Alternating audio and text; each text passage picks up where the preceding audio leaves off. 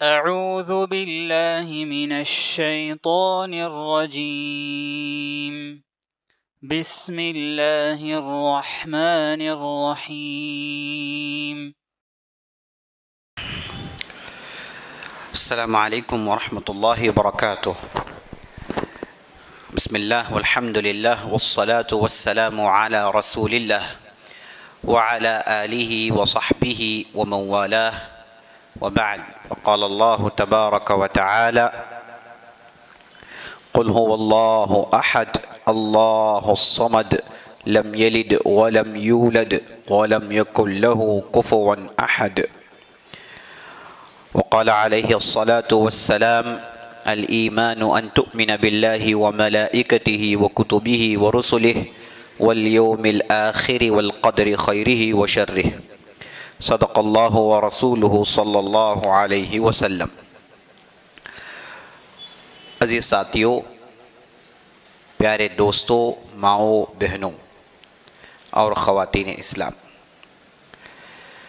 اللہ رب العزت کی بارگاہ میں ہم دعا کرتے ہیں کہ اللہ سبحانہ وتعالی ہمارے گناہوں کو معاف کرے اور ہمیں جس طرح اس مبارک مجلس میں جمع کیا ہے اسی طرح ہمیں جنت الفردوس میں جمع کرے، آمین یا رب العالمین. کل کی مجلس کا اختتام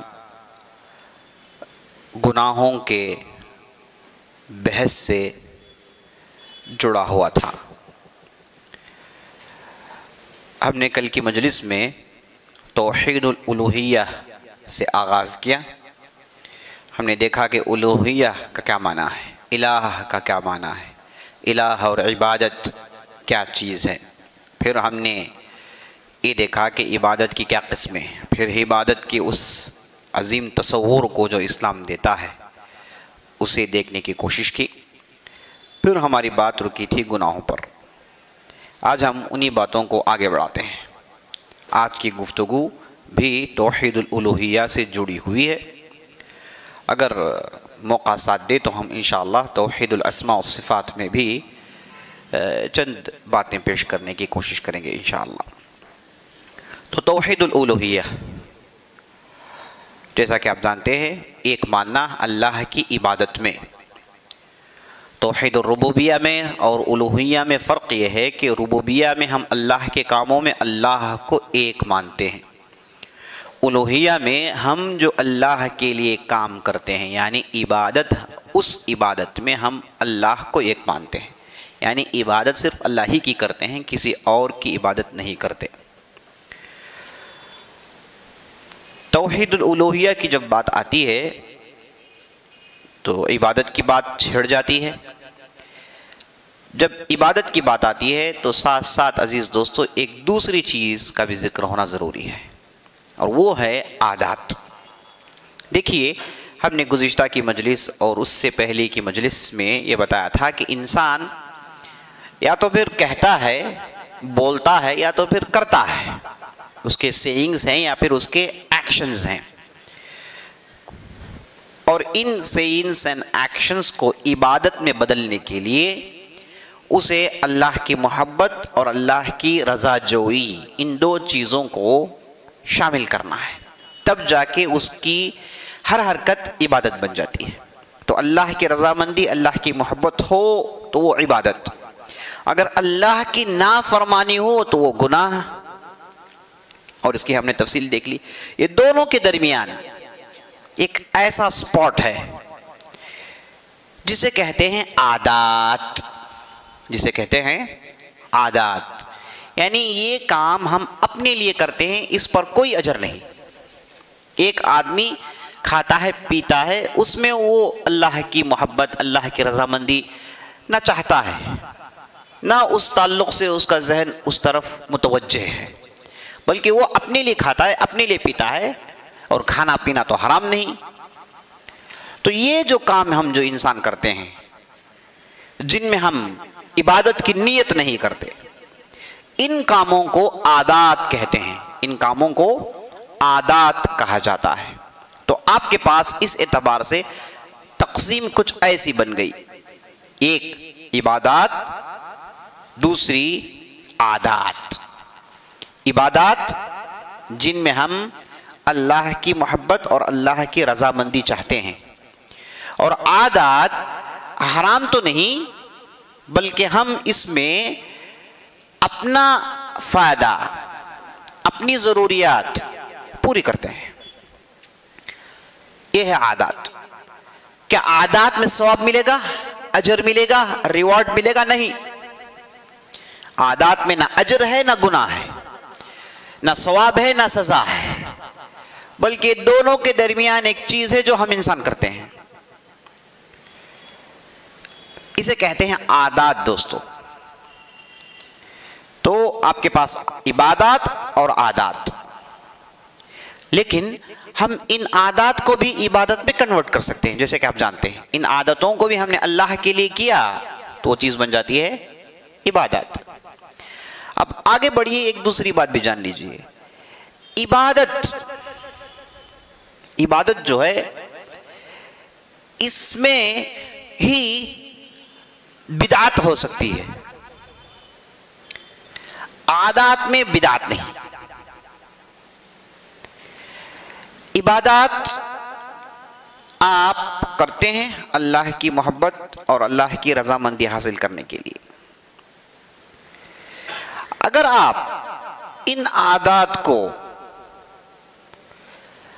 اپنے طور سے کر رہے ہیں اور اس میں نہ اللہ کی خوشی ہے نہ محمد رسول اللہ کی بتائی ہوئی بات ہے، تو اسے کہتے ہیں بدعت۔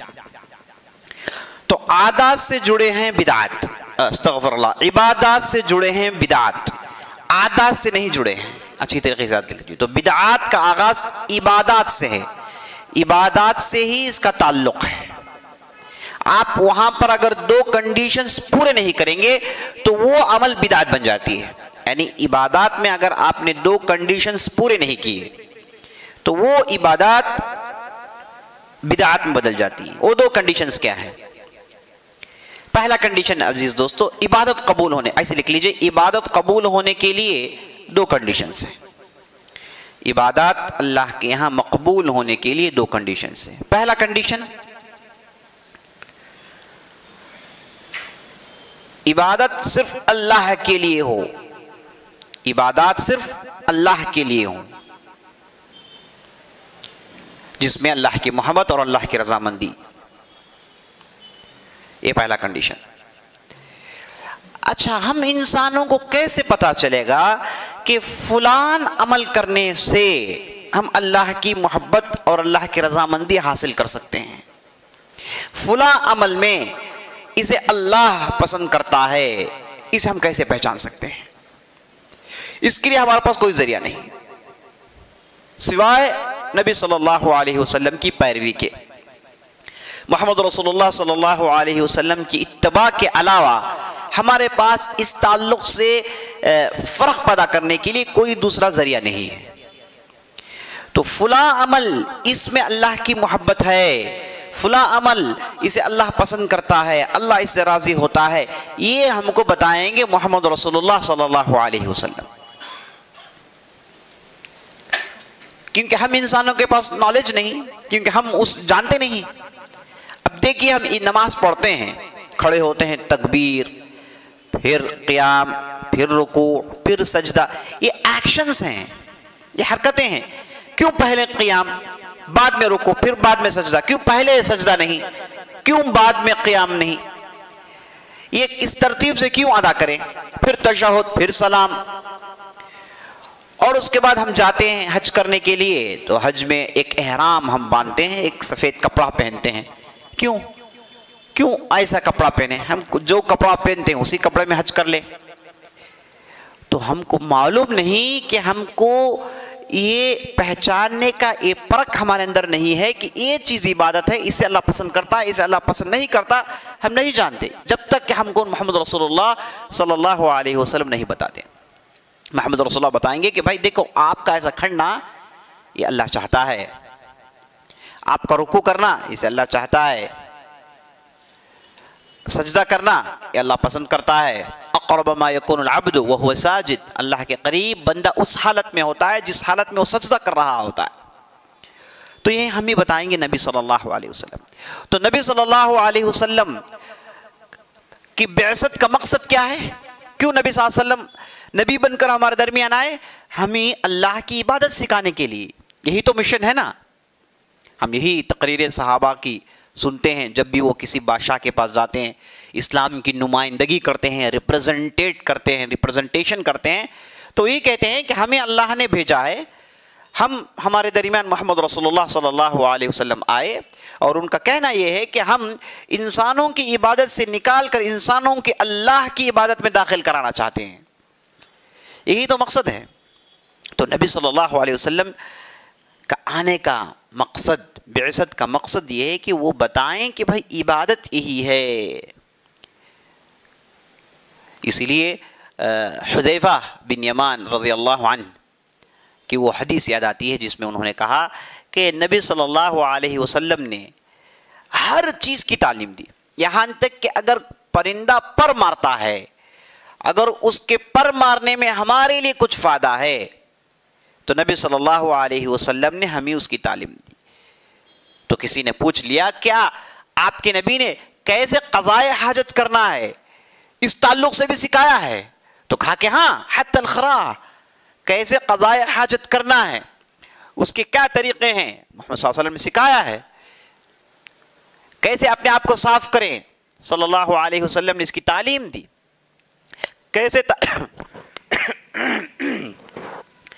کیسے تعلیم دیں، کیسے جو ہے غسل لیں اور کیسے طہارت حاصل کریں، ان تمام چیزوں کی تعلیم نبی صلی اللہ علیہ وسلم نے دی ہے. تو نبی صلی اللہ علیہ وسلم کے آنے کا مقصد عبادت سکھانا. اب عبادت کیا ہے وہی بتائیں گے ہم کو، وہی ایک ذریعہ ہے، کوئی دوسرا بتا نہیں سکتا. کوئی دوسرا یہ نہیں کہہ سکتا کہ بھائی اس سے اللہ خوش ہو جائے گا. کہہ سکتا ہے؟ نہیں کہہ سکتا ہے. کیوں؟ اس کے پاس وہی نہیں آتی، اس کے پاس اللہ کا کلام نہیں ہے، اللہ اسے نہیں سکھاتا ہے. تو نبی صلی اللہ علیہ وسلم نے جن چیزوں کی تعلیم دی وہی عبادت ہے. جن چیزوں کو انہوں نے چھوڑ دیا وہ عبادت نہیں ہو سکتی. یہ قاعدہ اچھی طریقے سے یاد رکھ لیجیے. تو یہ عبادت ہے، اس سے اللہ خوش ہوگا، اس سے اللہ خوش نہیں ہوگا، یہ ہم کو نبی صلی اللہ علیہ وسلم کی حدیثیں بتائیں گی. اور نبی صلی اللہ علیہ وسلم کی بتائی ہوئی پوری باتیں، بتائی ہوئی پوری حدیثیں اللہ سبحانہ و تعالیٰ نے اس کی حفاظت کر لی. پورے کا پورا مجموعہ ہمارے پاس محفوظ ہے. ہم بڑی آسانی سے جان لے سکتے ہیں کہ کیا نبی صلی اللہ علیہ وسلم نے اسے کہا ہے کہ نہیں کہا ہے. تو یہ مجموعہ ہمارے پاس موجود ہے. تو اس لیے گھبرانے کی کوئی بات نہیں. جو نبی صلی اللہ علیہ وسلم نے بتائی باتیں وہ ہمارے پاس موجود ہیں. تو عبادت کی پوری تفصیل نبی صلی اللہ علیہ وسلم نے دکھا دی. اسی لیے آپ صلی اللہ علیہ وسلم ایک مرتبہ کہتے ہیں جب آپ صلی اللہ علیہ وسلم مدینہ آئے تو مدینے والوں کو دیکھا کہ وہ ایک عجیب و غریب حرکت کرتے ہیں. چونکہ وہ کاشتکار تھے، کسان تھے، تو وہ کرتے یہ تھے کہ نر درخت کے پھول اٹھا کر مادہ درخت کے پھولوں میں رکھ کر باندھ دیتے تھے. اسے تلقیح کہتے ہیں، جس سے کھجوروں کی پیداوار میں اضافہ ہوتا ہے اور زیادہ کھجور نکلتے ہیں. تو اس سے ان کی تجارت اور سجتی ہے، سنورتی ہے اور پھلتی ہے، پھولتی ہے. تو جب مدینے والوں نے کیا تو نبی صلی اللہ علیہ وسلم مکے سے آئے ہوئے تھے. نبی صلی اللہ علیہ وسلم مکے والوں کے پاس ٹریڈنگ ہے، بس تجارت ہے. ان کے پاس ایگریکلچر نہیں، کاشتکاری نہیں. ان کو یہ معلوم نہیں کہ ایسے کاشتکاری کی جاتی ہے، نہیں جانتے تھے. تو نبی صلی اللہ علیہ وسلم نے دیکھا، کہا کہ تم لوگ ایسا کیوں کرتے ہو، چھوڑ دو، جو بھی کھجور آئیں گے اسے لے لو، یہ حرکت کرنے کی کیا ضرورت ہے. تو انہوں نے اس سال اسے چھوڑ دیا. تو اچھا خاصا گھاٹا ہوا، نقصان ہوا صحابہ کو، انصاری صحابہ کو نقصان ہوا. تو انہوں نے کہا یا رسول اللہ ہم یہ کرتے تھے تو اچھی خاصی تجارت ہوتی تھی، لیکن ہم نے چھوڑ دیا تو بہت بڑا ہمیں نقصان ہو گیا یا رسول اللہ صلی اللہ علیہ وسلم. تو نبی صلی اللہ علیہ وسلم نے اس وقت بہت زبردست بات بتائی. کہا کہ دیکھو میں جو بھی بتاتا ہوں بحیثیت بشر، انسان ہونے کی حیثیت سے میں جو بھی آپ کو بتاتا ہوں وہ میری رائے ہے، اسے تم رد بھی کر سکتے ہو. لیکن میں جب اللہ کی طرف سے پیغام سناؤں اسے تم رد نہیں کر سکتے، اسے تم ریجیکٹ نہیں کر سکتے. یہ اللہ کا پیغام ہوتا ہے.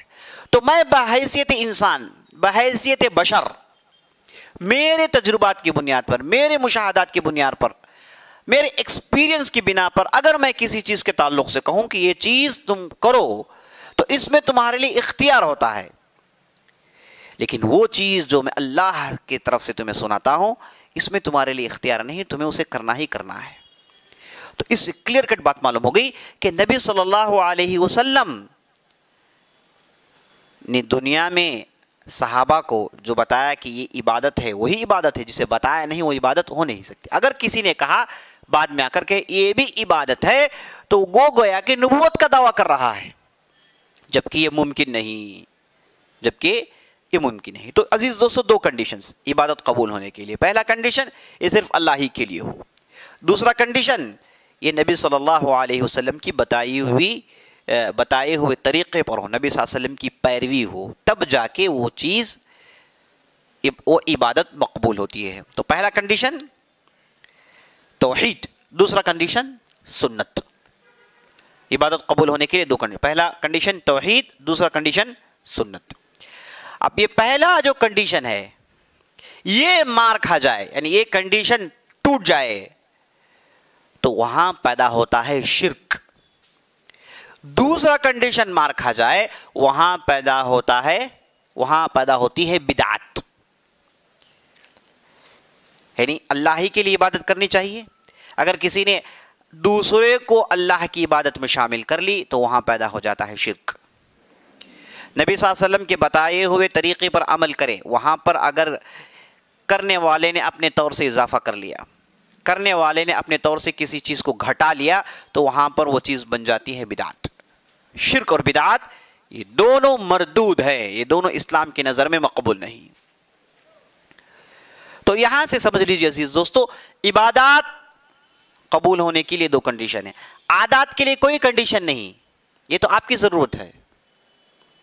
عادات جو ہے ایسے ہی جائز ہے، انسان اپنی عادات کرتا ہے، اپنے طور سے کرتا ہے، جس میں وہ توحید اللہ ہی کے لیے نہیں بلکہ نہ اس میں محمد صلی اللہ علیہ وسلم پیروی ہے، وہ اپنی ضروریات پوری کرتا ہے، تو وہ ہے عادات۔ تو عادات کے لیے کوئی کنڈیشن نہیں، عبادات کے لیے دو کنڈیشن ہے، عبادات کے لیے دو کنڈیشن ہے۔ تو یہاں پر ایک اصول سمجھ لیجئے، ہر عبادت جسے شریعت نے عبادت نہیں بتائی ہے وہ عبادت ہو نہیں سکتی، یعنی عباداتوں کا دروازہ بند۔ الاصل فی العبادہ التحریم، عبادت اصل میں حرام ہے، عبادتوں کا دروازہ بند ہے، عبادت اصل میں حرام ہے جب تک کہ شریعت یہ نہ کہہ دے کہ یہ عبادت جائز ہے، یہ عبادت کرنا چاہیے، یہ عبادت ہے۔ عبادتوں کا دروازہ بند ہے، نبی صلی اللہ علیہ وسلم تھے کھلا تھا، نبی صلی اللہ علیہ وسلم گئے بند ہو گیا۔ ایک ہے عادات، اس کے دروازے ہمیشہ کھلا ہیں۔ اب عادات میں جن عادتوں کو شریعت نے حرام قرار دیا انہیں ہم کریں گے تو گناہ میں پڑ جائیں گے۔ تو عبادات چیک کرنے کے لیے ہمارے پاس اصول یہ ہے کہ پہلے ہم دیکھیں گے کہ کیا قرآن حدیث میں اللہ اور اللہ کے رسول نے اسے بتایا ہے کہ نہیں بتایا ہے۔ اگر نہیں بتایا ہے تو وہ عبادت ہو نہیں سکتی۔ اور عادات میں ہم یہ دیکھیں گے کہ کیا اللہ اور اللہ کے رسول نے اسے روکا ہے، اگر روکا ہے تو نہیں کریں گے، نہیں روکا گیا ہے تو کر گزریں گے۔ تو عبادت میں ہم دیکھیں گے کہ اللہ اور اللہ کے رسول نے کرنے کا حکم دیا ہے کہ نہیں دیا ہے۔ عادات میں ہم یہ دیکھیں گے کہ اللہ اور اللہ کے رسول نے روکا تو نہیں۔ تو اس کا معنی یہ کہ اگر آپ کے سامنے کسی نے کہا کہ بھائی یہ بھی عبادت ہے تو آپ چیک کریں گے کہ یہ عبادت ہے کہ نہیں، اللہ اور اللہ کے رسول نے کہا کہ نہیں۔ اگر کسی نے کوئی عادت کو کہا کہ یہ حرام ہے تب چیک کریں گے کہ یہ عادت حرام ہے کہ نہیں، ورنہ اگر عادت ہے تو کر سکتا ہے آدمی۔ جیسے عادات میں سے کیا ہیں، آپ کی ضروریات ہے، بستی بنانا ہے، یہ جو ٹیکنالوجی آپ استعمال کرتے ہیں، کئی لوگوں نے اسے سمجھنے میں غلطی کی ہے نا، کئی لوگوں نے سمجھ لیا کہ ہر وہ نئی چیز بدعت ہے، اسی لیے تانا کستے ہیں، کہتے ہیں کہ جو لوگ یہ کہتے ہیں کہ بدعت ہے، کہتے ہیں کہ بھائی اگر بدعت ہے تو زمین میں چلنا بھی بدعت ہے، کاروں میں چلنا بھی عبادت ہے، بائکوں میں جانا بھی عبادت ہے۔ کیوں؟ کیونکہ نبی صلی اللہ علیہ وسلم کے زمانے میں کار بائکس نہیں تھے، ان کے زمانے میں تو اونٹ تھا۔ تو بنیادی سوال یہ ہے کہ اونٹ پہ سوار ہونا، کار میں سوار ہونا، بائک میں سوار ہونا، اس کا تعلق عبادات سے ہے کہ عادات سے ہے؟ کیا آپ بائک میں اس لیے سوار ہوتے ہیں کہ اللہ خوش ہو جائے؟ کیا آپ بائک میں بیٹھ کر اس لیے جاتے ہیں کہ آپ کو ثواب ملے گا؟ نہیں، آپ تو اپنی ضرورت پوری کرتے ہیں، تو یہ ہے عادت۔ اگر آپ ایسا عمل کر رہے ہیں جس میں آپ چاہتے ہیں کہ اللہ خوش ہو جائے، تو وہ چیز پھر چیک کریں گے کہ نبی صلی اللہ علیہ وسلم نے بتایا ہے کہ نہیں بتایا ہے۔ اب مثال کے طور پر بعض لوگ ہمارے معاشرے میں نبی صلی اللہ علیہ وسلم کا برتھ ڈے مناتے ہیں، یوم پیدائش مناتے ہیں، ہے نا؟ اور جب ان سے کہا جاتا ہے کہ یہ چیز ثابت نہیں، تو فوراً کہتے ہیں کہ نبی صلی اللہ علیہ وسلم کی پیدائش کیسے ثابت نہیں؟ نبی صلی اللہ علیہ وسلم جو ہمارے رسول ہیں، ہمارے آقا ہیں، کیا ہم ان کی پیدائش میں خوشیاں نہیں منائیں گے؟ تو بنیادی سوال، نبی صلی اللہ علیہ وسلم کی پیدائش کے دن عید منانا، خوشیاں منانا، سیلیبریٹ کرنا، آپ اسے کس لیے کرتے ہیں؟ آپ اس لیے تو نہیں کرتے کہ آپ جیسے آپ اس میں کوئی ثواب نہیں چاہتے ہوں، بلکہ آپ کرتے ہیں، آپ کی نیت کیا ہوتی ہے کہ اس میں آپ کو اجر ملے گا، اسی لیے تو کرتے ہیں نا۔ آپ خوشیاں مناتے ہیں، یہ سمجھتے ہیں کہ اللہ کے رسول ہیں، اگر ہم خوشی منائیں گے، بعض لوگ تو روزہ بھی رکھتے ہیں، ہم روزہ رکھتے ہیں اس لیے کہ ہمیں اجر ملے گا، بہت بڑا دن ہے، مبارک دن ہے۔ تو جب آپ کوئی کام اجر کے لیے، ثواب کے لیے کرتے ہیں، تو وہ چیز عبادت ہو جاتی ہے۔ جب عبادت ہو گئی تو پھر چیک کریں گے کہ اللہ کے رسول نے بتایا ہے کہ نہیں بتایا ہے۔ اگر نہیں بتایا ہے تو بدعت ہو جائے گی۔ عادات میں ہم یہ چیک کریں گے کہ اللہ اور اللہ کے رسول نے روکا ہے کہ نہیں روکا ہے۔ اگر روکا ہے تو رکیں گے، اگر نہیں روکا ہے تو رکنے کی ضرورت نہیں۔ تو عادات میں الاصل فی عاداتنا الاباحہ، عادات میں اصل چیز کیا ہے؟ مباح ہے، جائز ہے۔ یہ نہیں تلاش کریں گے کہ یہ کرنا ہے کہ نہیں کرنا ہے، شریعت نے کہیں اسے کرنے کا حکم دیا ہے کہ نہیں دیا ہے۔ مثال کے طور پر موبائل کا استعمال کرنا، اب جا کے ہم شریعت میں نہیں ڈھونڈیں گے کہ موبائل کا استعمال کرنا جائز ہے نہیں ہے، کہاں ہے وہ آیت، کہاں ہے قرآن، ہمیں تلاش نہیں کریں گے، کیونکہ موبائل آپ استعمال کرتے ہیں اپنی ضرورت کے لیے، ثواب کے لیے کرتے ہیں نہیں کرتے۔ جب آپ اپنے لیے استعمال کرتے ہیں تو یہ چیز ہو گئی عادت۔ تو عادات ثابت کرنے کے لیے ہم دیکھنے کی ضرورت نہیں، بلکہ عادت ہے یہ دیکھیں گے کہ یہ حرام ہے کہ نہیں، شریعت نے اس حرام قرار دیا ہے، کہیں اس کی تحریم آئی ہے، تب رک جائیں گے۔ عادتوں کی مثال، جیسے حرام عادتوں کی مثالیں، جیسے ہم دیکھتے ہیں کہ جاہلیت میں ان کے پاس ایک طریقہ تھا کہ بیمار ہو جائے کوئی تو داغ کر علاج کرتے تھے، داغ کر، نبی صلی اللہ علیہ وسلم نے روک دیا، داغ کر علاج کرنے سے نبی صلی اللہ علیہ وسلم منع کیا۔ اسی طریقے سے بعض قبائل کا طریقہ ہوتا ہے، آج بھی افریقہ کے اندر، کہ وہ اپنے چہرے میں چیر لیتے ہیں ادھر اس طرف، تاکہ معلوم ہو کہ ہم فلاں قبیلے کے ہیں۔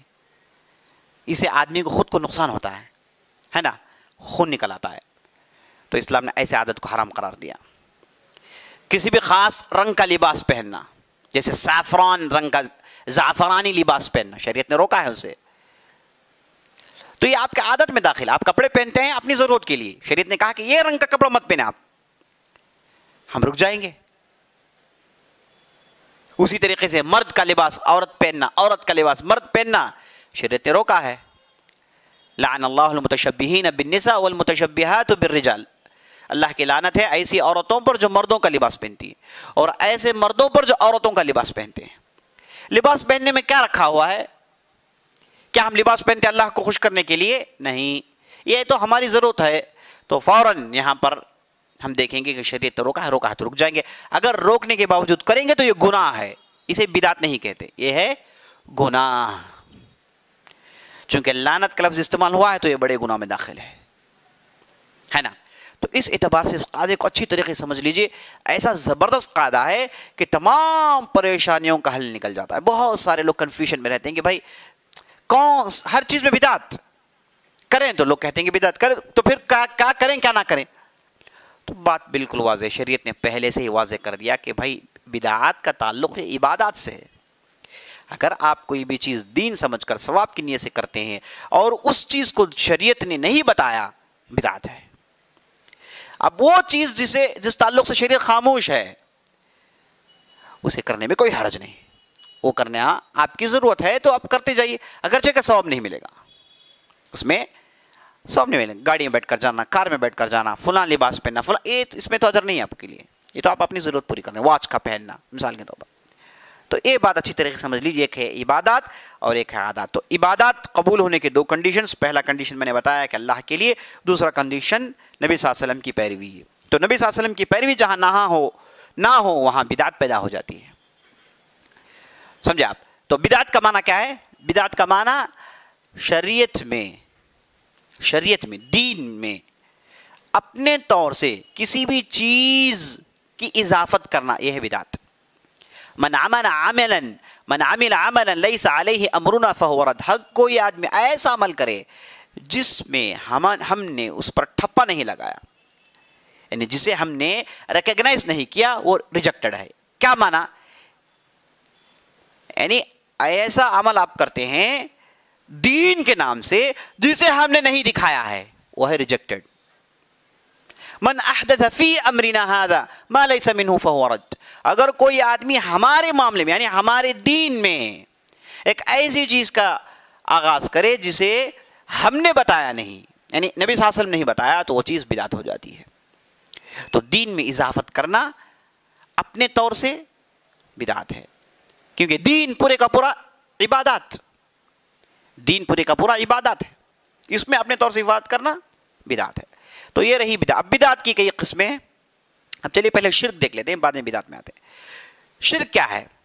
پہلا کنڈیشن مار کھا جائے، اللہ ہی کے لیے عبادت ہو، یہ کنڈیشن ٹوٹ جائے تو وہاں پر شرک پیدا ہو جاتا ہے. یعنی اللہ کے لیے بھی اور اللہ کے ساتھ دوسروں کے لیے بھی عبادت ہو تو وہ ہے شرک. شرک کا معنی یہ نہیں کہ اللہ کے علاوہ کسی اور کی عبادت کرے، یہ نہیں شرک کا معنی. شرک کا معنی جوڑ لینا، ایسوسیٹنگ پارٹنرز، دوسروں کو داخل کر لینا، شریک کر لینا، یہ معنی ہے. تو اللہ کی عبادت کے ساتھ ساتھ دوسروں کی عبادت. کئی لوگوں نے سمجھا ہے کہ شرک کا معنی یہ کہ اللہ کے علاوہ دوسروں کی عبادت کرنا. نہیں، ایسا کوئی نہیں کرتا. مشرکین نے بھی نہیں کیا. مشرکین بھی اللہ کی بھی عبادت کرتے تھے، ساتھ ساتھ دوسرے بتوں کی عبادت کرتے تھے. یہ ہے شرک، یہ ہے شرک جو کہ بہت بڑا ظلم ہے. ان الشرک لظلم عظیم. بلا شبہ شرک بہت بڑا ظلم ہے. کیسا ظلم ہے بھائی؟ ظلم اس اعتبار سے ہے کہ جو عبادت صرف اللہ کی ہے، جس نے تمہیں بنایا، پیدا کیا، کھلایا، پلایا، سب کچھ دیا، اور جب بات عبادت کی آتی ہے تو آپ دوسروں کو بھی شامل کر لیتے ہو. اس کی مثال تو ایسی ہے کہ ایک صاحب ایک کمپنی میں کام کرتے ہیں اور اس کمپنی سے تنخواہ لیتے ہیں، سٹاف ہیں اس کمپنی کے، لیکن یہ سب کام ترقی کے پورے کام ایک دوسری کمپنی کے لیے کرتے ہیں. جس کمپنی سے تنخواہ لیتے ہیں اس کے لیے برائے نام کام کرتے ہیں، لیکن حقیقی کام، ترقی کا کام وہ کس کے لیے کرتے ہیں؟ کسی دوسری کمپنی کے لیے کرتے ہیں. تو بے انصافی ہے. آپ جہاں تنخواہ لیتے ہیں آپ اسی کمپنی کے لیے کام کیجئے نا بھائی. تو ایسے ہی انسان ہے جو اللہ کے پیدا کردہ ہیں، اللہ نے انہیں بنایا ہے، اللہ انہیں کھلاتا ہے، مالک، خالق، رازق، مدبر، وہ سب کچھ ہے، لیکن جب عبادت کرتے ہیں تو دوسروں کو بھی شریک کر لیتے ہیں. اس لیے اسلام نے کہا کہ یہ شرک ظلم ہے. شرک ظلم ہے، بے انصافی ہے، غیر عدل ہے. اچھا، اور شرک کرنے والے کے لیے سزا کیا ہے؟ وَمَن يُشْرِكْ بِاللَّهِ فَقَدْ حَرَّمَ اللَّهُ عَلَيْهِ الْجَنَّةَ وَمَأْوَاهُ النَّارُ. جس نے شرک کیا اس پر جنت حرام ہے اور اس کا ٹھکانہ جہنم ہے. ان اللہ لا یغفر ان یشرک بہ ویغفر ما دون ذلک لمن یشاء. اصول ہے، اللہ سبحانہ وتعالی شرک کرنے والوں کو معاف نہیں کرتا، اس کے علاوہ دوسرے جو بھی گناہ ہیں اللہ انہیں معاف کرتا ہے. شرک کرنے والوں کو معاف نہیں کرتا جب تک کہ وہ توبہ نہ کر لیں. تو اتنی کٹھن چیز ہے شرک، اللہ شرک کو پسند نہیں کرتا. اچھا، اب تھوڑی سی شرک کی تاریخ بھی سن لیجیے. شرک کیسے اس امت میں آئی؟ ہم سب جانتے ہیں کہ آدم علیہ السلام اللہ کے نبی تھے.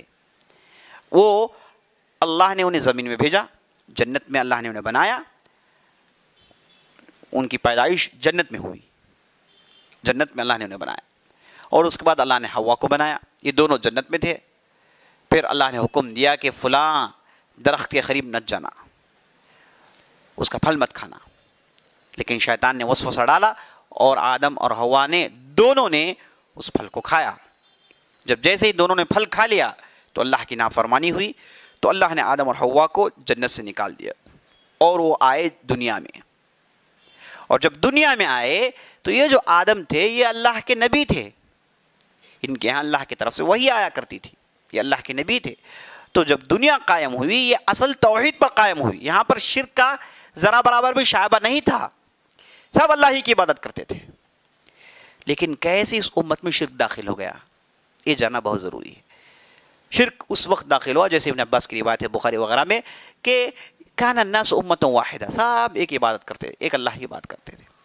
تو جب آدم علیہ السلام چلے گئے، آدم علیہ السلام کی اولاد میں بڑے نیک لوگ پیدا ہوئے، اور یہ جو نیک لوگ تھے انہوں نے سب کو اللہ کی تعلیم دی. اور اسی روایت میں آتا ہے، ابن عباس کہتے ہیں کہ 1000 سال تک، لگ بھگ 10 قرون، 1000 سال تک شرک نہیں تھا. آدم علیہ السلام کے بعد 1000 سال تک شرک نہیں تھا، سب توحید پر تھے، بڑے نیک لوگ ہوا کرتے تھے. اس کے بعد شرک آغاز ہوا. شرک آغاز کیسے ہوا کہ آدم علیہ السلام کے بعد جو قوم آئی وہ قوم میں بڑے اچھے لوگ آئے، بڑے نیک لوگ آئے، انہوں نے دعوت کا کام کیا. اور جب یہ نیک لوگ اس دنیا سے چھوڑ کر چلے گئے تو اس کے بعد ایسے بدبخت لوگ آئے جنہوں نے دین کو بالائے طاق رکھا. ان کے اندر جہل عام ہو گیا، جہل، اگنورنس عام ہو گیا، علم بہت کم ہو گیا، علم، شریعت کا علم بہت کم ہو گیا. تو ہوا یہ کہ یہ جو لوگ تھے انہیں کہا گیا کہ تم اپنے بڑوں کو بھول جاؤ گے، بلکہ شیطان نے کہا کہ تم اپنے بڑوں کو بھول جاؤ گے. کتنے بڑے لوگ تھے وہ، تم ان لوگوں کو بھول جاؤ گے، کیسے بھول سکتے ہو؟ چلو اب ان کے بت بناؤ، انہیں تم اپنی عبادت گاہوں میں رکھ لو. اور جب یہ قوم والوں نے شیطان کی بات سن کے انہوں نے بت بنائی، وَلَا تَذَرُنَّ وَدًّا وَلَا سُوَاعًا وَلَا يَغُوثَ وَلَا يَعُوقَ وَلَا نَسْرًا وَقَدْ أَضَلُّوا كَثِيرًا. سورہ نوح میں یہ 5 بتوں کا ذکر ہے جو کہ نیک لوگ ہوا کرتے تھے. اس میں کون ہے؟ ود، سواع، یغوث، یعوق، نصر، یہ 5 بڑے نیک لوگ ہوا کرتے تھے. ان کے بتوں کو بنا کر انہوں نے اپنی اپنی عبادت گاہوں میں نصب کر لی.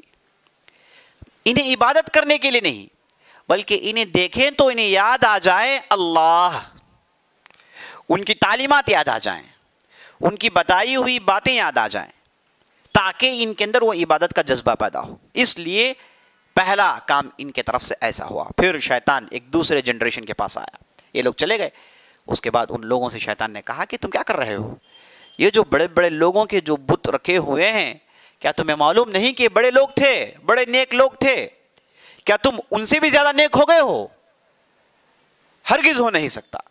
تم اگر چاہتے ہو کہ تمہاری عبادتیں اللہ کے یہاں مقبول ہوں، تم تو بڑے گنہگار لوگ ہو، تم تو گندے لوگ ہو، تم نے اتنا گناہ کیا، اتنا گناہ کیا کہ تمہاری بات اللہ نہیں سنے گا. اللہ تو تم سے روٹھا ہوا ہے، ناراض ہے تم لوگوں سے، تم سیدھے اللہ کے پاس جا نہیں سکتے. تم ان بتوں کا وسیلہ ڈھونڈو، عبادت کرو اور کہو کہ اے اللہ ان نیک لوگوں کے وسیلے سے طفیل سے ہماری عبادت قبول فرما. تو پھر وہ نسل بھی چلی گئی. تو دوسرا جنریشن آیا تو شیطان نے کہا کہ کیا کر رہے ہو؟ یہی لوگ کافی ہیں تمہارے لیے. تم اتنے گنہگار اور اتنے مکار لوگ ہو کہ تم اللہ کے یہاں کھڑنے کی ضرورت کیسے ہے تمہاری؟ تم ان لوگوں کی عبادت کرو، یہ تمہارا معاملہ دیکھ لیں گے. تو وہاں سے شروع ہوا شرک. لوگ گئے اور ان کی پرستش شروع کر لی، سیدھے ان بتوں کی عبادت شروع کر لی. تو یہاں سے شرک آغاز ہوا. اب یہ کون سی قوم تھی؟ یہ نوح علیہ السلام کی پہلے کی قوم تھی. یعنی آدم علیہ السلام کے بعد 1000 سال کے بعد جو قوم آئی تھی ان کے یہاں یہ فساد برپا ہو گیا تھا، یہ فتنے عام ہو گئے تھے کہ انہوں نے شرک کرنا شروع کر لیا، غیر اللہ کے سامنے سجدہ کرنا شروع کر لیا. تو اس کے بعد اللہ نے نوح علیہ السلام کو بھیجا. اسی لیے نوح کو کہا جاتا ہے کہ پہلے رسول ہے، آدم پہلے نبی ہیں. کیوں رسول کہا گیا؟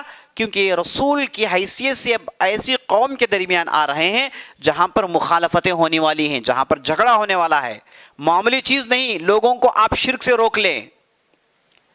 تو انشاءاللہ ہم جب رسولوں پر گفتگو کریں گے دیکھیں گے کہ رسول و نبی میں فرق کیا ہے، تفصیل سے وہاں بات آئے گی انشاءاللہ. اب فی الحال اتنا سمجھ لیجئے کہ آدم پہلے نبی تھے اور رسول پہلے نوح تھے. تو نوح علیہ السلام آئے اور انہوں نے پھر دعوت کا کام کیا، پھر انہیں سدھارنے کا کام کیا، درستگی پیدا کی، اللہ کے طرف بلایا، توحید کی بات سنائی. لیکن پھر وہی بہت کم لوگوں نے ان کی بات سنی اور اکثر و بیشتر لوگ ان کی مخالفت پر اتر آئے. نہ کہ صرف مخالفت بلکہ انہیں ختم کرنا چاہتے تھے. تو اللہ کہتا ہے کہ نوح علیہ السلام کی دعوت 1000 سنۃ الا 50 عاما، 1000 سال میں 50 کم، یعنی کتنے؟ 950 سال کی ان کی دعوت ہے. بس 950 سال انہوں نے لوگوں کو بلایا. اور لوگ کرتے کیا تھے؟ جعلوا اصابعهم في آذانهم واستكبروا استكبارا، اپنے کانوں کے اندر اپنی انگلیوں کو ٹھونس لیتے تھے اور مکمل تکبری کا اظہار کیا. نوح علیہ السلام کا ٹھٹا مذاق اڑایا. اور اس کے بعد اللہ کی طرف سے عذاب آیا، اللہ نے اس ساری دنیا کو ڈبو دیا. صرف اس کشتی میں لوگ بچ گئے تھے جنہیں نوح علیہ السلام نے اپنی کشتی میں داخلہ دے دیا تھا. اور کشتی کے اندر بعض جانور، اور کہا جاتا ہے کہ 80 کے آس پاس لوگ جو نوح علیہ السلام کی نسل سے تھے وہ بچ گئے، بقیہ سب برباد کر دیے گئے. یعنی اللہ کی طرف سے اعلان تھا کہ جب کوئی قوم شرک میں ڈوب جاتی ہے تو پوری کی پوری قوم کو اللہ تباہ و برباد کر دیتا ہے. اللہ شرک کو پسند نہیں کرتا. لیکن یہ سلسلہ جاری رہا، شرک موجود تھا، انبیاء آتے، رسول آتے، لوگوں کو شرک سے بچاتے. یہ سلسلہ جاری تھا یہاں تک کہ آخری نبی محمد رسول اللہ صلی اللہ علیہ وسلم تشریف لائے تو وہ مکے کے اندر آئے تو وہاں پر بھی بت پرستی تھی. مکے کے اندر سب سے پہلے بت پرستی لانے والا ایک شخص جس کا نام عمرو بن لحی، نبی صلی اللہ علیہ وسلم کہتے ہیں کہ یہ آدمی جہنم میں ہوگا. یہ پہلا آدمی تھا جس نے جزیرۃ العرب میں شرک کا آغاز کیا. وہ گیا تھا کہیں اور وہاں دیکھا کہ لوگ پتھر پوج رہے ہیں، یہ بھی پتھر لایا، لوگوں سے کہا کہ پوجو آپ کو فائدہ ہوگا. تو وہاں سے پتھر کی پرستی شروع ہوئی، ورنہ لوگ شرک میں نہیں تھے. تو لوگ ہمیشہ توحید میں ہوا کرتے ہیں، ڈیفالٹ پوزیشن لوگوں کی توحید کی ہے. شرک بعد میں داخل ہوا. شرک خود ایک نئی چیز ہے، انسانیت نہیں جانتی، لیکن شیطان اس شرک کا اتنا زور پیدا کرتا ہے کہ لوگ اس شرک کو چھوڑنے کے لیے تیار نہیں ہوتے. تو شرک انتہائی منحوس چیز ہے. نوح علیہ السلام کے بعد سے لے کر نبی صلی اللہ علیہ وسلم تک جتنے بھی انبیاء رسول آئے انہوں نے شرک کا مقابلہ کیا، شرک کو روکا انہوں نے. اور یہ شرک ایسی چیز تھی کسی نہ کسی اعتبار سے داخل ہو جایا کرتی تھی، بڑی منحوس تھی. اسی لیے ابراہیم علیہ السلام کی دعا کیا ہے؟ رب انہن اضللن کثیرا من الناس، اے اللہ ان بتوں نے کئی لوگوں کو گمراہ کر دیا. چیخ چیخ دعا کرتے تھے. ابراہیم علیہ السلام کو امام التوحید کہا گیا اس لیے کیونکہ انہوں نے پوری زندگی سے توحید کی پرچار میں گزار دی. تو یہ تھی عزیز دوستو مختصر تاریخ شرک کی. یہاں سے شرک کا آغاز ہوا، اس کے بعد سلسلہ چلتا گیا. آج بھی دنیا میں شرک ہے. یہ شرک و توحید کا کشمکش، یہی عزیز دوستو دنیا. توحید کے پرستار اور ایک طرف شرک کے دیوانے، یہ دونوں کا مقابلہ ہوتے رہے گا. یہ باطل اور یہ حق، ان کے درمیان مقابلہ ہوتے رہنا ہے یہاں تک کہ دنیا ختم ہو جائے. یہ لڑائی ہمیشہ رہے گی. اللہ نے اسے ایسے ہی چاہا ہے. اور اللہ کا قرآن میں قول ہے وَلَقَدْ ذَرَأْنَا كَثِيرًا مِّنَ الْإِنسِ، ہم نے بہت سارے انسانوں کو پیدا کیا جہنم کے لیے، اور بہت ساری انسانیت جہنم میں جانے والی ہے. تو عزیز دوستو یہ اللہ کا قانون تھا. تو یہ تھا مختصر شرک کے تعلق سے. اب شرک کی دو قسمیں لکھ لیجئے. شرک کی دو قسمیں، ایک ہے شرک اکبر اور ایک ہے شرک اصغر. شرک اکبر اور شرک اصغر، میجر شرک، مائنر شرک. شرک اکبر اور شرک اصغر. اچھا اس سے پہلے تقسیم سنی، یہ بھی آپ جان لیجئے کہ شرک خود ایک کفر ہے. شرک خود ایک کفر ہے. کفر کا کیا معنی؟ کفر یکفر کفرن فہو کافر. کفر کا اصل لغوی معنی یہ ہے کہ چھپانا، اپنی فطرت کو چھپانا. یعجب الزراع لیغیظ بہم الکفار.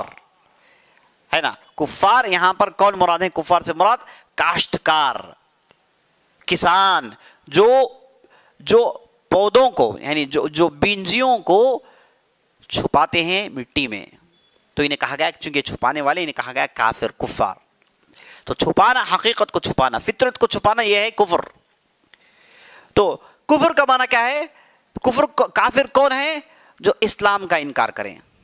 اسلام کی ضد ہے کفر، ایمان کی ضد ہے نفاق. تو یہ کفر کی کئی قسمیں ہیں. کفر کی کئی قسمیں ہیں. ایک ہے کفر الجحود. کفر الجحود لکھ لیجئے. کفر الاستہزاء، کفر الاستہزاء، کفر الشرک، کفر النفاق، کفر الاستکبار، انکار کرنے کا کفر، مذاق کا کفر، شرک کا کفر، نفاق کا کفر، تکبری کا کفر، اللہ کی نافرمانی جسے کہتے ہیں کفر، اللہ کی نافرمانی جسے کہتے ہیں کفر. اور کافر کا ٹھکانہ جہنم ہے. کافر سے آدمی مسلمان بنتا ہے، کفر کے حدود سے نکل کر آدمی مسلمان بنتا ہے. تو یہ ہے کفر کی قسمیں. تو شرک خود ایک کفر ہے. شرک خود کفر کی ایک قسم ہے. اچھی طریقے سے جان لیجیے. تو ضروری نہیں کہ ایک آدمی کافر ہونے کے لیے مشرک ہو. ایک آدمی بغیر شرک کے کافر ہو سکتا ہے. اس کی بہت بڑی مثال خود شیطان ہے. شیطان مشرک نہیں ہے، اس نے کبھی شرک نہیں کیا، بلکہ اس کے باوجود وہ کافر ہے. اس کا کفر کیا ہے؟ تکبری. استکبرت، کیا تو نے تکبری کی؟ تو نے، اللہ کہتا ہے شیطان کو دیکھ. جب ہم نے کہا کہ سجدہ کرو تو تم نے تکبری کی. تم نے کہا کہ خلقتنی من نار وخلقتہ من طین، مجھے تو نے آگ سے بنایا اور اسے تو نے مٹی سے بنایا، کیسے ہو سکتا ہے میں اس کے سامنے جھکوں؟ تو اس نے تکبری کی، استکبار کیا، اور پھر وہاں سے جھگڑ کر ملعون بن کر نکل گیا. تو شیطان نے کبھی شرک نہیں کی. وہ تو آدم کی پیدائش سے پہلے وہ تو بہت بڑے عبادت گزاروں میں اس کا شمار ہوتا تھا، انتہائی عبادت گزار بزرگ تھا. لیکن جب اس کے اندر وہ استکبار کفر کا جو کفر پیدا ہوا، جو تکبری کا کفر جو پیدا ہوا، اس کے بعد وہ ملعون بن گیا. تو عزیز دوستو، اگر کسی نے دین کے ساتھ ٹھٹا مذاق اڑایا وہ بھی کفر ہے، کفر الاستہزاء میں آئے گا. اگر کسی نے دین کے بنیادی ارکان کا انکار کیا تو وہ آ گیا کفر الجحود میں. تو یہ دو تین کتنے چار لکھے ہیں آپ، چار پانچ کے ہیں کفر کی قسم. تو شرک کفر ہے، کئی کفروں کی ایک قسم ہے شرک. اسے اچھی طریقے سے سمجھ لیجئے. اچھا، اب شرک کی دو قسمیں ہوں گے، ایک ہے شرک اکبر، ایک ہے شرک اصغر. شرک اکبر کیا ہے؟ بڑا شرک کیا ہے؟ ان دونوں میں فرق کیا ہے؟ پہلے فرق لکھ لیجئے. بڑا اگر شرک کوئی کرے گا تو اسلام سے خارج ہو جاتا ہے، وہ غیر مسلمان ہو جاتا ہے، اسے مشرک کہا جائے گا اور یہ جہنم میں رہے گا. بڑا شرک کرنے والا. اور بڑا شرک کیا ہے؟ غیر اللہ کو پکارنا ہے، غیر اللہ کی عبادت. دعا یہ عبادت ہے. غیر اللہ کو مدد کے لیے بلایا، غیر اللہ کے سامنے اس نے سجدہ کیا. یہ ہے شرک اکبر، یعنی کھلا شرک، صریح شرک. یہ ہے شرک اکبر جس سے آدمی اسلام سے خارج ہو جاتا ہے، غیر مسلمان ہو جاتا ہے. اور شرک اصغر سے آدمی اسلام سے باہر نہیں جاتا، وہ مسلمان ہی رہتا ہے لیکن وہ مشرک نہیں کہلوائے گا. دوسرا فرق، شرک اکبر کرنے کے ساتھ آدمی جہنم کا مستحق ہو جاتا ہے. شرک اصغر سے آدمی جہنم کا مستحق نہیں ہوتا. شرک اکبر کرنے سے جیسے اہل علم نے لکھا کہ وہ حلال الدم ہو جاتا ہے، یعنی اگر وہ مشرک بن کے مسلمانوں کا دشمن بن گیا تو اس کا خون بہانا جائز ہوتا ہے. یہ شرک اصغر میں ایسا نہیں ہوتا، حلال الدم نہیں ہوتا. تو یہ دو تین فرق آپ لکھ لیجئے. تو سب سے بڑا فرق یہ ہے کہ شرک کرنے کے ساتھ ساتھ آدمی اسلام سے باہر چلے جاتا ہے، وہ جہنم میں رہے گا. شرک اصغر کے ساتھ ایسا نہیں ہوتا. اچھا، شرک اصغر کیا ہے؟ اخوف ما اخاف علیہ الشرک الاصغر قیل ما ہی یا رسول اللہ قال الریا. نبی صلی اللہ علیہ وسلم کہتے ہیں کہ سب سے زیادہ مجھے جس چیز کا ڈر ہے وہ یہ ہے کہ تمہارے درمیان شرک اصغر آ جائے گا. صحابہ نے پوچھا یا رسول اللہ شرک اصغر کیا ہے؟ کہا کہ ریاکاری، شو آف کرنا، دکھاوا کرنا عبادات میں. نبی صلی اللہ علیہ وسلم نے کہا کہ اسے میں ڈرتا ہوں، یہ نسلوں، امتوں، قوموں کو برباد کرنے والی چیز ہے. تو شرک اکبر صریح اوپن شرک. شرک اصغر کیا ہے؟ اوپن شرک نہیں. تو شرک اصغر کے اندر دو قسمیں لکھ لیجئے. شرک اصغر کے اندر دو قسمیں ہیں، ایک ہے شرک جلی، ایک ہے شرک خفی. ایک ہے شرک جلی، ایک ہے شرک خفی. یہ شرک اصغر کی دو قسمیں ہیں، شرک جلی اور شرک خفی. آسان ہے، کوئی مشکل بات نہیں. شرک جلی کیا ہے؟ دکھنے والا شرک.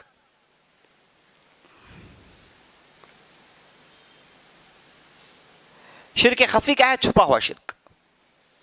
اہل علم تقسیم کی کہ شرک جلی یہ ہے جو قول میں ہوتا ہے،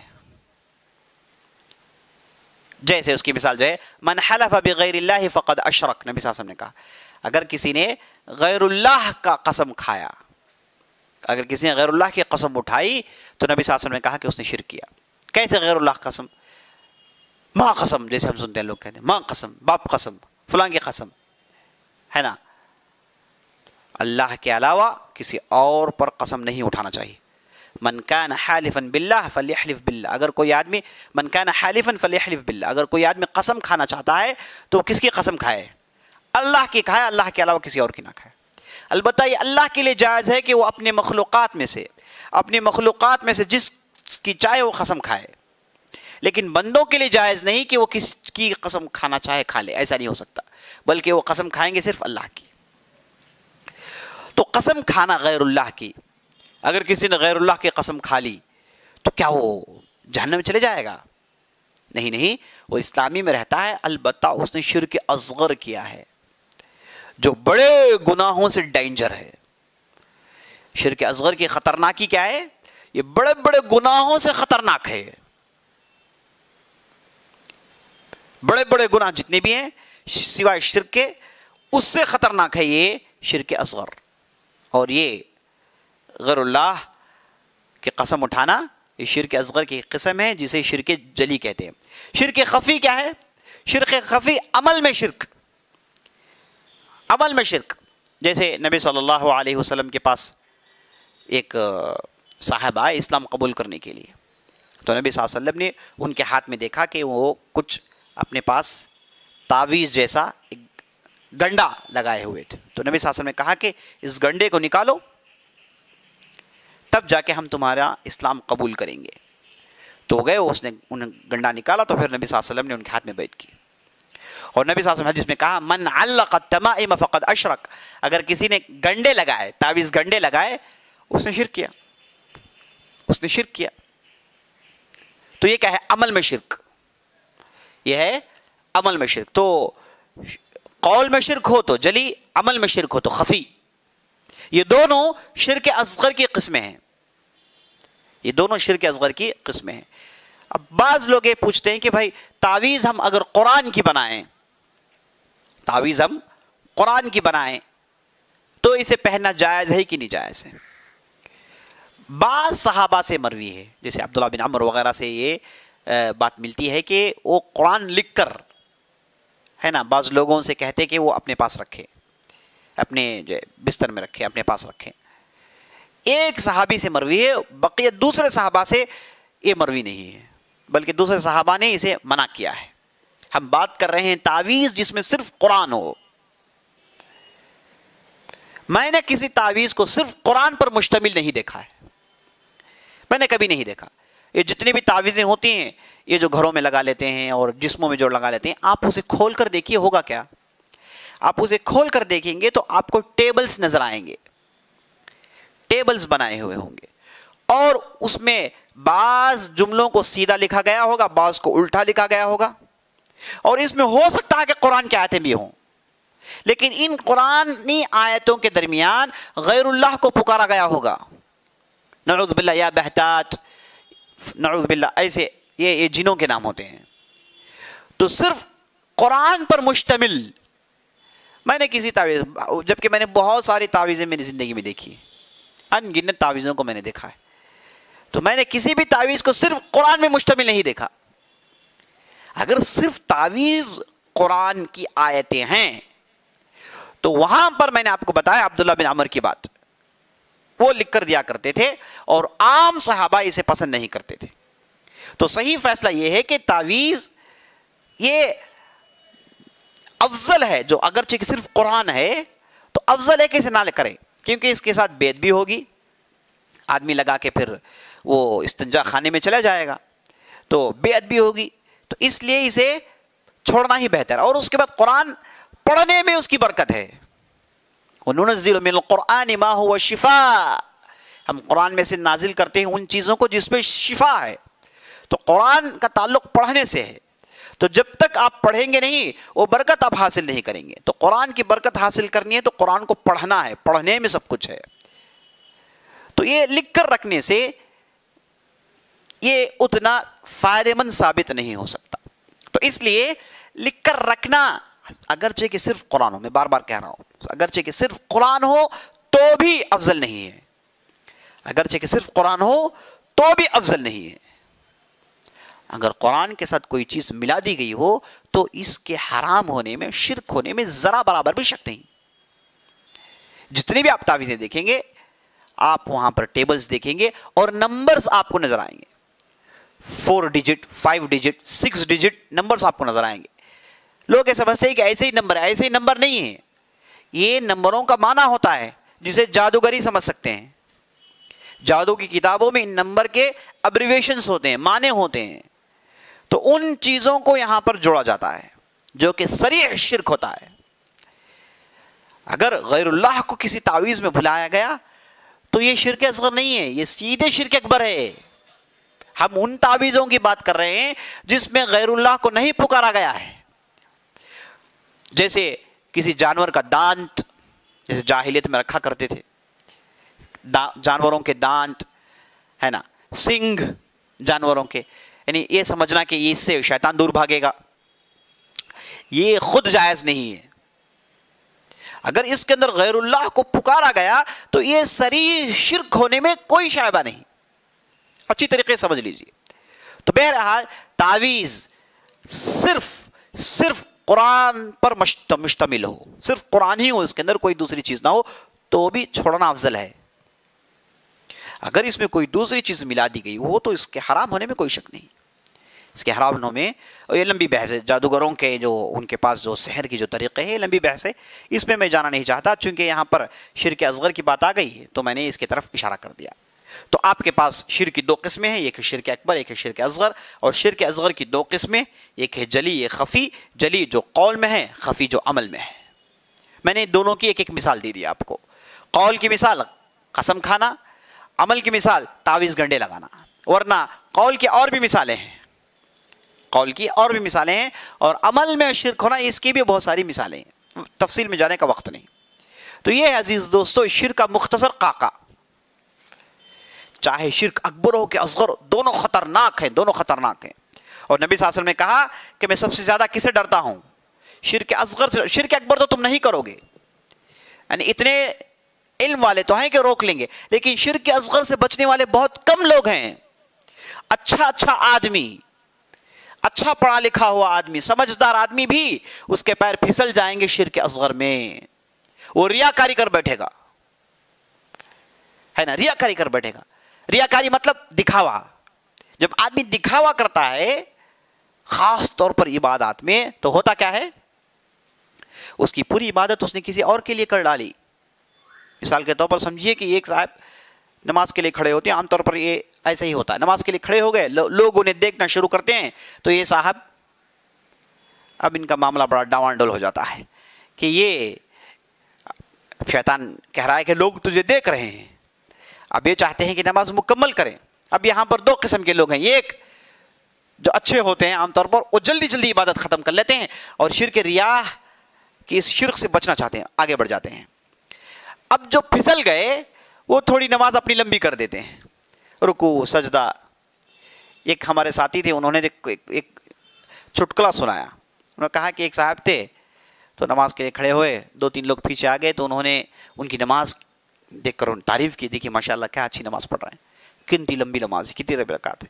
یہ صاحب کا دل اتنا بھر آیا، اتنے خوش ہوئے کہ انہوں نے رکعت توڑ کر کہا کہ آج میں روزہ بھی ہوں.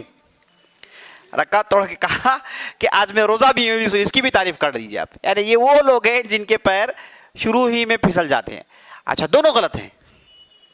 یہ جو صاحب، جو نیک آدمی جنہوں نے اپنی نماز کو بالکل مختصر کر ڈالی اور اپنا دامن چرا کے نکل گئے وہاں سے، یہ بھی غلط ہیں اور وہ بھی غلط ہیں. تو پھر کرنا کیا ہے؟ کرنا وہی ہے جو یہ کرنا چاہتے تھے ان کے پہلے، ان کے دیکھنے سے پہلے جو کرنا چاہتے وہ کنٹینیو کریں. کیونکہ شیطان کا ہر بات ایسے بھی ہو سکتا ہے، ویسے بھی ہو سکتا ہے. ہو سکتا ہے کہ شیطان چاہتا ہے کہ آپ عبادت مختصر کریں، آپ کی نیت تھی کہ لمبی عبادت کریں، لوگ آگے تو مختصر آپ نے کر لیا. شیطان یہ چاہتا ہو کہ آپ نماز عبادت کم کریں، یہ بھی شیطان کا حملہ ہو سکتا ہے. اور وہ تو شیطان کا حملہ ہی، اس میں ذرا برابر بھی شک نہیں. تو اس لیے عزیز دوستو، ریاکاری ایک خطرناک چیز ہے. اللہ اکبر. اس سے دامن چرانا بہت ہی مشکل ہے. کبھی کبھار ایسے ہو سکتا ہے کہ ایک آدمی اپنی زبان سے اپنی خوب تعریف کرتا ہو اور اس کے دل میں شرک نہ ہو، اس کے دل میں ریا نہ ہو، ہے نا. اپنی تعریف کر رہا ہے، وہ اس لیے کر رہا ہے تاکہ لوگ اس پر عمل کریں. اس کے دل میں یہ بات ہے کہ لوگ مجھ سے ایگزامپل لے اور وہ خود عمل کرے اس پر. اس کی پوری نیت ہی ہوتی ہے. یہ کہیں پر بھی نہیں چاہتا کہ میں اپنے آپ کو بڑا کر لوں، میں اپنی عبادت دکھا لوں، یہ نہیں چاہتا. اس کے اندر یہ ہوتا ہی نہیں ہے. اور کبھی کبھار ایسے ہوتا ہے کہ ایک آدمی انتہائی متقی پرہیزگار کا لبادہ اوڑھے اور دل میں پہاڑ ہوں شرک کے. دونوں ممکن ہیں. اسی لیے آپ کسی آدمی کو دیکھ کر یا پھر اس کی بات چیت کو دیکھ کر اس کے دل میں کتنا اخلاص ہے یہ فیصلہ نہیں کر سکتے آپ. بہت مشکل ترین چیز ہے، بلکہ ناممکنات میں سے ہے. لوگوں کے سینوں کو چیر کر دیکھنا یہ ہم سے ممکن نہیں ہے، یہ ہو نہیں سکتا. تو اس لیے عزیز دوستو، یہ انتہائی خطرناک چیز ہے. اس میں بڑے بڑوں کے پیر پھسل جاتے ہیں. اور یہ ایسا شرک ہے جسے کہتے ہیں شرک طاری ہونے والا شرک. ٹیمپروری شرک ہے، تھوڑی دیر کے لیے آئے گا اور بعض لوگوں کے دلوں میں گھر کر جاتا ہے. بجلی کا جو شاک ہوتا ہے کبھی کبھار انسانوں کو مار دیتا ہے نا. ایک بجلی کا کڑک گر جائے آدمی مر جاتا ہے کبھی کبھار. وہ ایسے ہی ہے. کبھی کبھار یہ ایسا حملہ ہوتا ہے شرک اصغر کا کہ آدمی کی پوری توحید ختم، پورا اخلاص ختم، اب اس کے پاس کچھ بھی تھا ہی نہیں. کئی سالوں کی محنت اس کی پانی میں چلے گئی. 50 سال 60 سال کی عبادت پوری پانی میں چلی گئی ایک شرک اصغر کی وجہ سے. تو اس لیے اس تعلق سے آدمی کو بہت بہت محتاط رہنا چاہیے اور اللہ سے دعا کرتے رہنا چاہیے. اللہم انی اعوذ بک ان اشرک بک لما اعلم واستغفرک لما لا اعلم. یہ شرک اصغر سے بچنے کی بہترین دعا ہے، اسے ضرور یاد کر لیں آپ. اللہ میں تجھ سے پناہ مانگتا ہوں ان چیزوں میں جس میں نے شرک کیا جو میں نہیں چاہتا تھا، ہے نا. بہترین دعا ہے. تو آدمی کبھی نہیں چاہتا لیکن اس کے پیر پھسل جاتے ہیں، زبان سے ایسے الفاظ نکل جاتے ہیں، ایکشنز ایسے ہو جاتے ہیں کہ آدمی وہاں پر پھسل جاتا ہے. تو اس لیے نبی صلی اللہ علیہ وسلم نے کہا کہ یہ انتہائی مصیبت دہ چیز ہے، آدمی ریاکاری میں پھنس جائے. اس کی تو بہت ساری مثالیں ہیں، اس کی تفصیل میں جانا نہیں چاہتا. تو یہ عزیز دوستو مختصر خاکہ ہے شرک کا. تو اس کی ایک بہن ہے، چھوٹی بہن، اس کا نام ہے بدعت. اب بدعت کی بھی کئی قسمیں ہیں. بدعت آپ نے جان لیا کہ دین کے نام سے کوئی عمل کرے جسے نبی صلی اللہ علیہ وسلم نہیں دکھایا ہو، دین نہیں دکھایا ہو، یہ ہے بدعت. تو یہ بدعت جو ہے اس کی بھی بہن ہے، اس کی بھی قسمیں ہیں. ایک ہے بعض بدعت مکفرہ ہیں، بعض بدعت مفسقہ ہیں، بعض بدعتیں جو ہے مختلف ہیں. تو یہ مکفرہ مفسقہ. مکفرہ بدعت ہے لیکن اس کے اندر کفر ہے. بدعت ہے لیکن اس کے اندر کفر ہے. اس کی مثال جیسے شیعہ کی بدعت ہے، امامیہ کی بدعت ہے. کیسے؟ وہ کہتے ہیں کہ سارے 12 کے 12 امام جتنے بھی ہیں سب علم غیب جانتے ہیں. اس کے اندر کفر ہے. تو پوری بدعت ایک نہیں ہو سکتی عزیز دوستو، پوری ایک درجے کی نہیں ہے، پوری ایک درجے کی نہیں ہے. اسی لیے ہم ہر مبتدی ہر بدعت کرنے والے کو ایک درجہ نہیں دیکھ سکتے، بلکہ ہر بدعت اور مبتدع اس کی بدعت کے حساب سے اس پر حکم لگائیں گے۔ کبھی کبھار معمولی خفیف بدعت ہو سکتی ہے، اور کبھی کبھار کافر کر دینے والی بدعت بھی ہو سکتی ہے۔ تو یہ بدعت کی قسمیں ہیں۔ تو آج ہماری گفتگو ہوئی عزیز دوستو توحید الالوہیہ پر، ہم نے شرک دیکھا اور بدعات کو مختصر طور پر دیکھ لیا۔ انشاءاللہ کل اسی تعلق سے چند باتیں بدعات کے تعلق سے دیکھیں گے، اور اس کے بعد توحید الاسماء والصفات پر ہماری گفتگو مکمل کرنے کی کوشش کریں گے۔ کل سے مراد پیر کا دن انشاءاللہ۔ ھذا باللہ توفیق وصلی اللہ علی نبینا محمد۔